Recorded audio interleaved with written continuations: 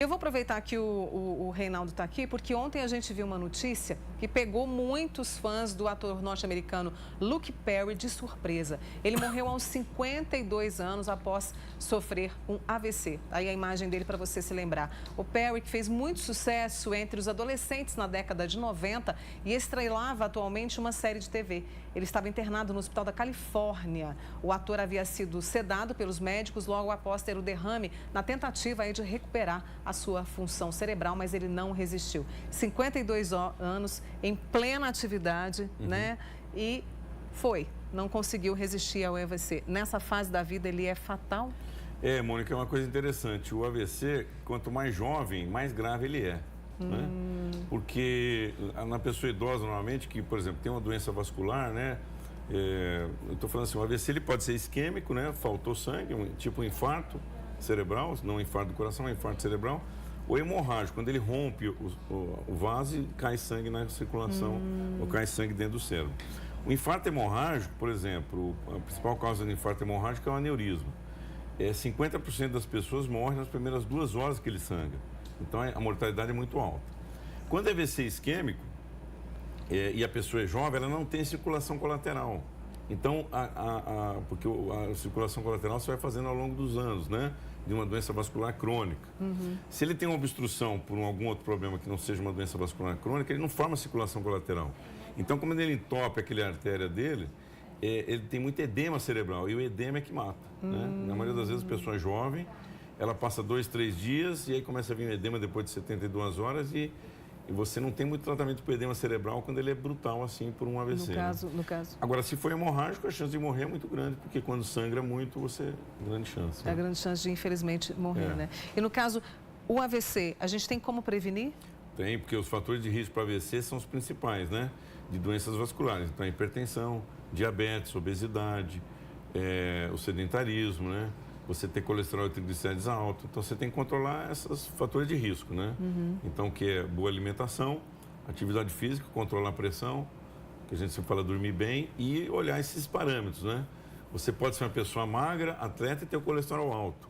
Então, não basta você fazer atividade física e ser esbelto, que você pode ter o colesterol alto. Então, você tem que fazer os exames regularmente, né?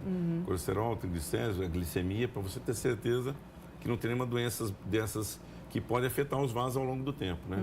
Então, o AVC, na maioria das vezes, ele é prevenido você controlando os fatores de risco para a doença vascular. Ou seja, mesmo o aneurisma, ele sangra 90% das vezes em pessoa que tem pressão alta. Então, se você tiver pressão controlada, mesmo que você tiver um aneurisma, que é uma doença que você nasce com ela, né? Ele vai ter menos chance de sangrar. 90% das pessoas que têm aneurisma, elas passam a vida sem sangrar o aneurisma, porque elas controlam os fatores de risco, né? Entendeu? Então, controlando esse fator de risco. Controlando o fator de risco, a chance de você ter um AVC diminui, né? E no caso, alguém que de repente passe mal na nossa frente, há como identificar que é um AVC e correr para o hospital, para pronto-socorro? Então, isso é uma coisa fundamental, que hoje nós estamos querendo já introduzir lá no MC, né? Que é o telestroke, né? Que vai ser uma telemedicina para o stroke, para o AVC, né? O stroke é o nome inglês do AVC, né? Então, a hora que você tiver um sintoma, normalmente um sintoma súbito de imediato, que a gente fala, de um lado do corpo. Então, você, por exemplo, ficou dormente um lado do corpo, está sem movimentar um lado do corpo, entortou a boca, dificuldade para falar, alguns sintomas súbitos, assim, uma perda visual súbita, audição súbita, aí você tem que correr no médico, porque se você chega no AVC isquêmico, né? Não o hemorrágico, se você chega no AVC isquêmico, até 3 horas no hospital faz o diagnóstico, a gente consegue fazer uma medicação endovenosa, que você desobstrui esse trombo, e a pessoa fica sem déficit nenhum. Mas você tem essa janela de 3 até no máximo 6 horas para chegar no hospital. Entendi. Então nós vamos desenvolver esse sistema que é o telestroke, que é a telemedicina, né? Você tem algum lugar que você seja ermo, né? Você manda os sintomas, a gente já fala o que tem que fazer, leva para o hospital, faz o exame e já resolve. Isso é um avanço, né? Tem uma amiga nossa aqui, olha, que o marido dela paralisou a face e a língua enrolou. Um dia desses. Pode ser sintoma do AVC? Pode, mas na face precisa tomar cuidado que existe a paralisia facial, né? Que é só o nervo facial que é comprometido. E, na verdade, é uma coisa super benigna, mas tem que fazer diferença. A paralisia facial, ela pode ser só uma lesão do nervo, mas pode ser um sintoma de uma lesão cerebral. Uma AVC ou outra lesão, então tem que olhar, né? Tem uma amiga nossa, a Norma, ela fez essa pergunta, estava aqui comigo também. Pontadas fortes na cabeça podem indicar AVC? Então, o AVC isquêmico, ele não dói, porque o cérebro não dói. Como o infarto é no cérebro, o cérebro não tem terminação nervosa para dor. Então, o cérebro não dói. Agora, o AVC hemorrágico, ele pode doer, mas o AVC hemorrágico, quando ele dói, por exemplo, o rompimento do aneurisma, é uma dor muito forte, né? Uma dor que a pessoa, ela não é a dor habitual dela, é uma dor muito intensa, muito forte e que normalmente vem com perda de consciência, né? Pontada pode ser o início, mas se for uma dor que você não está acostumado, você tem que procurar uma ajuda, né? Muito bem. Mônica pergunta, doutor Reinaldo, perda significante de sangue pode causar um AVC? Ela não disse como essa perda, né?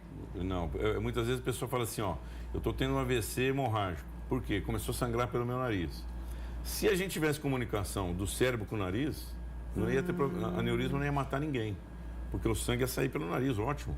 O escoamento. Porque o grande problema do sangue no cérebro é que ele não escoa, ele não tem para onde sair.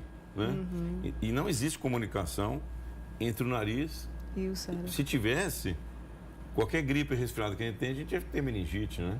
Então não existe essa comunicação. O pessoal, às vezes, tem a pressão alta, a pressão muito alta pode romper um vaso dentro do nariz e sangrar. Então você tem que procurar o otorrino para fazer uma cauterização, ver qual que é a causa de sangramento do nariz.